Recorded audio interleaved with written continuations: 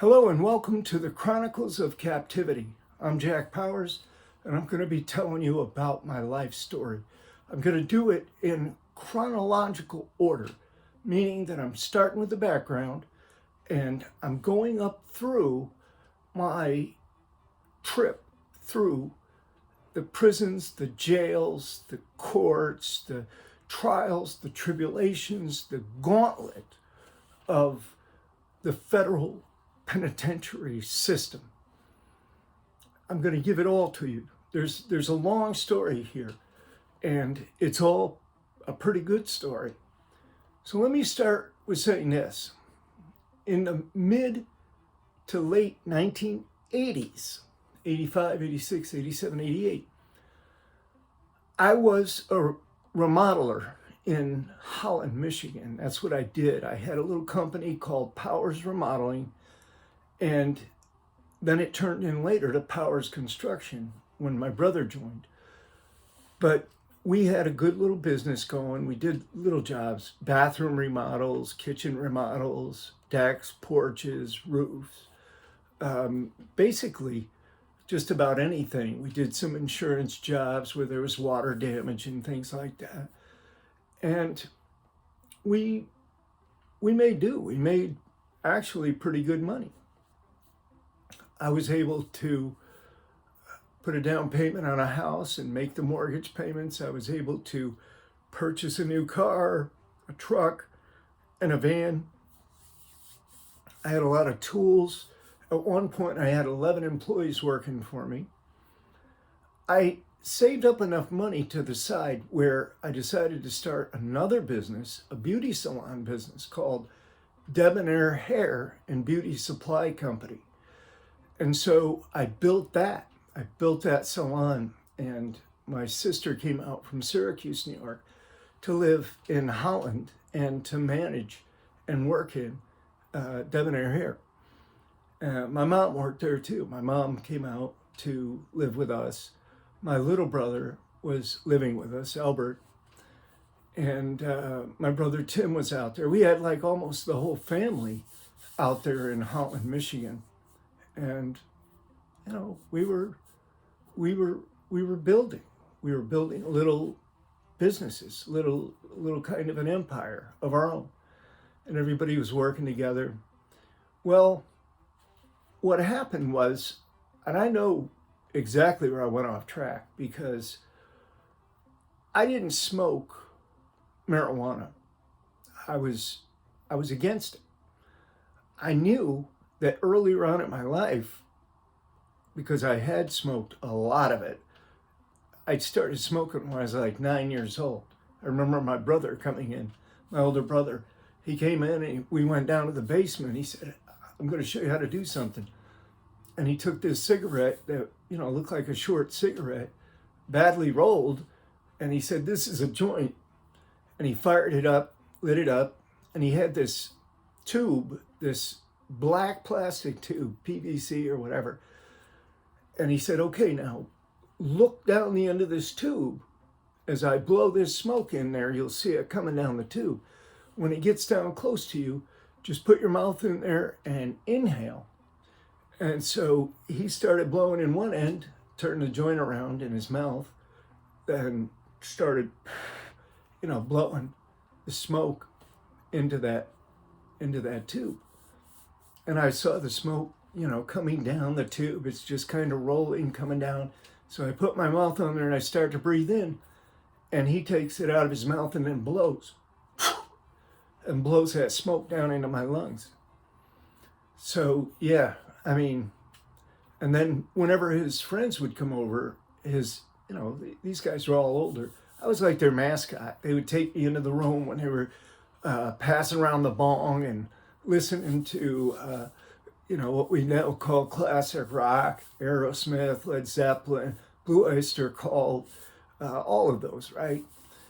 They had all the albums and a stereo system, and this was the 70s. This was like the mid 70s or early 70s. So when I became in my early 20s, probably about 19 or 20 actually, I stopped smoking altogether, because I knew that that had made me go astray. It didn't make me go astray, but it certainly didn't help anything, right? Because I don't know. It's just that when I started smoking, I just went off track. I could be on a great track and then start smoking pot, and then, it would just blow up. It's just the way things went for me. Some people can use it and they're just cool, right? And just keep going with whatever it is they're doing. But I would mess things up. I would, listen, I was a liar, and I was a bit of a scoundrel. I was a thief. I was involved in, small crimes all the way through my teenage years. And when I got to Holland, Michigan, I decided that I was just going to turn over a new leaf. I was going to start anew, and I did. So I built this thing up, and then I got to the point where I just felt very comfortable with everything, too comfortable. So I started smoking again. And I was getting high like every day, all day. And even though, the pot back then was way, way, way weaker than it is now, it was still, I was smoking pretty good weed for the time. And it was, I was getting too messed up, too fucked up. I couldn't handle my business. And I didn't know anything about business anyway, really. I wasn't that good. I had no training in business. I didn't know how to operate a business. So I was just operating in the blind, sort of, thinking that I could get by. And I did for a while. But then I started taking money from one job, a down payment on one job, to pay the workers on this job over here, and taking money from this and going here. And then I never paid the taxes, so the IRS and the state of Michigan put liens on my bank accounts. So one Friday I went down to withdraw the money for the payroll, and boom, my accounts are frozen. I can't withdraw a penny. And then they took out the money that they said that I owed in back taxes, and it just about left me broke of operating capital. So that put me into another state of desperation. And I was trying to, wheedle around and do this and do that and make ends meet somehow. And it didn't really matter how. And then a couple of other things happened. One of the jobs where I did a big addition and had like about $20,000. It doesn't sound like much now, but it was back then. To me anyway. We had $20,000 tied up in it, and the guy declares bankruptcy, and we can't get paid until this thing clears bankruptcy, and then, we're just at a long line. There's a long list of creditors, and we're just there at the end somewhere. So, the pressure was building, and I remember sitting in the kitchen one morning. I'm reading the newspaper, and there's an article about this guy in Ohio. He robbed a bank, and he got like $25,000, and he got caught. But they only gave him 2 years. He didn't use a gun. He just went in there, by hook and crook. I guess he handed a note or what have you, and he only got 2 years. And they called it a bank larceny. He got it from bank robbery. He got it broke down to bank larceny. So that kind of planted the seed in my head about the banks. And then one thing led to another. I was married, and, I had my whole family to take care of, including my son. And I was having extramarital affairs with about 4 or 5 chicks. And a couple of them were pretty serious, but trying to, juggle all of that around and trying to deal with my wife, who actually knew about it and didn't like it very well, and then trying to handle all this all this business, all these projects that was falling apart at the seams, I got to the point where I just couldn't do it. One day, one of my employees took my truck and he went out to the job site, and on the way back, he wrecked it. Totaled it. And I didn't have insurance on that truck at that time because I stopped paying the premiums so I could use that money for other things. Probably mostly to buy pot or to fuel up my adulterous ways. So, whining and dining and all that stuff. I mean, I took trips with these girls. It was a mess. So I got to the point, to make a long story short, I just got to the point where I said, I can't do this. This is like, I felt suicidal. I just couldn't do it. There was just too much. Everything was falling apart. I felt so much pressure coming on top of me. I remember just sitting in the car out front of the house and just shaking my head and just saying, man, I just can't do this anymore. So I had about $1,400 in my pocket, and I just hit the road. I didn't even take anything with me. I left the house, left the tools, everything, the projects. I just left. I abandoned all of it. Family, friends, house, cars, business, everything. I just abandoned, and I just hit the road. I didn't know where I was going. I was just driving down the highway. So I'm driving down Route 31 through Indiana. This is probably the next day or something. I think I stayed at a motel overnight. And then I'm driving down through Indiana on Route 31. And I come across this little city called Kokomo, Indiana.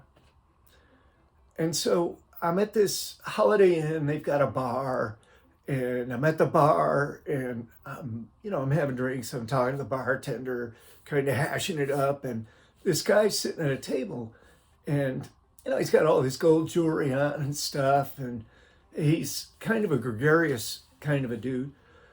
And so he starts laughing at something I said, and then he says, "Hey, come on over. Let's drink over here." So I went over. I started talking to him. Come to find out, he was involved with a used car dealership, but he was doing the used car thing like outside of a regular dealership area. Like he would take the cars and he would pay people to put them on their lawn with a for sale sign on them so he could make it look like they were owned by those people. And then there'd be a number on it, or he'd pay the people a certain amount to give him a call if somebody stopped by to look at it. So, he was doing pretty good. He had a nice pad. He was a bachelor, and he was pretty wild. And he was wide open, like, hey, go ahead and use the house, use my cars, whatever, I don't care. And I was like, okay, if you don't care. And the other thing was that there's a bunch of, back then, Kokomo, Indiana was a party town, period. It was just nonstop. It was like that. It was just this place where everybody was cool. Everybody was, relatively decent, and everybody was a pothead and partiers, and there's a whole bunch of chicks. Me and Jim used to go down. Jim was the name of the fella that I was staying at his house. We used to go down to the park right there in front of his house. There was a nice park, and chicks would go down there to walk their dogs and stuff. And he knew a whole bunch of chicks anyway, but there was always 4 or 5 girls in the house. And, it was just a party, day and night, just boom. Wake up in the morning, bust open a can of beer, hit the bong a couple times, and away you go. I mean, it was wide open. It was just living free. And after all that pressure and everything, I guess I just wanted to have a little bit of relief, have a little fun in my life. So that's where I was. Then I went from Kokomo, Indiana. I went down to Florida because I intended to start another construction business in Florida under an assumed name. I would go up and I would get my wife and I would get my family and I would just move everybody to Florida. Well, that didn't really work out because my family really, they didn't want to move. Plus, I had criminal investigations going on in Holland, Michigan. Sheriff's Department was investigating me for numerous crimes. So, they certainly didn't want to, it was just a harebrained scheme. But I ended up going back up to Grand Rapids to get my wife and to take care of some business, to see my brother sign a couple documents that he had signing over property to him so that he could sell it and so forth. And it was like the 4th of July, and my wife was with me. I was in a stolen car. Because my car, the car that I drove to Kokomo, Indiana, I sold in Kokomo, Indiana. And then I got a van that I could sleep in, a turtle top, an old turtle top. It wasn't old, it was a good one. And I bought that and I had money left for my pocket. So I was traveling in this turtle van, and then it broke down. It just stopped on the highway. It started making this like strange noise, like a knocking sound. Bang, bang, bang, bang, bang, bang, boom. And it just rolled to the side of the road and stopped. So I'm like, what am I going to do now? And I'm a fugitive now. They've got warrants out for me. So, I'm not trying to have the police stop and ask a bunch of questions or ask for my ID and all that. So I go on down the road. I cut off, and there's a little gas station off to the side. And parked on the side of the gas station is this little car. I think it was a Dodge something. It was like a light blue. It was fairly new, and the keys are in it. So I just jumped in it, started up, backed it out, took off. So that's the car that I used to go to Florida and then back to Grand Rapids. When I got back to Grand Rapids, I had that car and I went to this park where my sister and her husband were having a little bit of 4th of July party. I thought, well, I'll stop and see the family. What a disaster that was. I got my wife with me. We stopped, we parked the car, stolen car. I go down there, walk down there across this bridge over where they are, and my sister's husband freaks out. You're wanted by the cops. You better get out of here, you son of a bitch. Don't ever come around me again, you son of a bitch. You're wanted by the cops. I ought to turn you in. And then he started saying to these other people that were looking and watching, and him yelling, he's saying, hey, help me capture him. Help me capture him. So I'm like, what the hell? So I tell Patty, my wife, I say, get back to the car. So she takes off at a little bit of a run, and I'm not running, but I'm behind her walking very fast. And I'm walking back across this bridge, and my sister's husband comes up and grabs my arms. And he's like, you're not going anywhere. You're going to stay here till the police get here. And I just wheeled around, bang, right on the button. And he just went down like a clump, boom. And then I started kicking him. And I kicked him all the way under the rail. There was railing there. And it was like it went down into this little creek. It wasn't very deep. So I kicked him and kicked him and kicked him until he flew off that bridge and into the water. And then the other people were coming. So I got back to the car and took off. But they had called the police. So there's all of these police all over the place. And I remember pulling up to a red light, and there was a police officer making a left-hand turn in the left-hand turn lane. And I just went on through the light. You know, I looked at him and I just went on through the light. He hit his lights and pulled right in behind me. So I said, man, you know, I'm hit. I went to pull over and he just kept on going. I pulled over in a gas station and he just kept on going. Turned his lights off and just kept on going. I guess he wanted to see if I was going to run or whatever. But yeah, that was the beginning of the end, beginning of this whole saga. That was the background, the backstory to all this. So I did go to Florida, and I did end up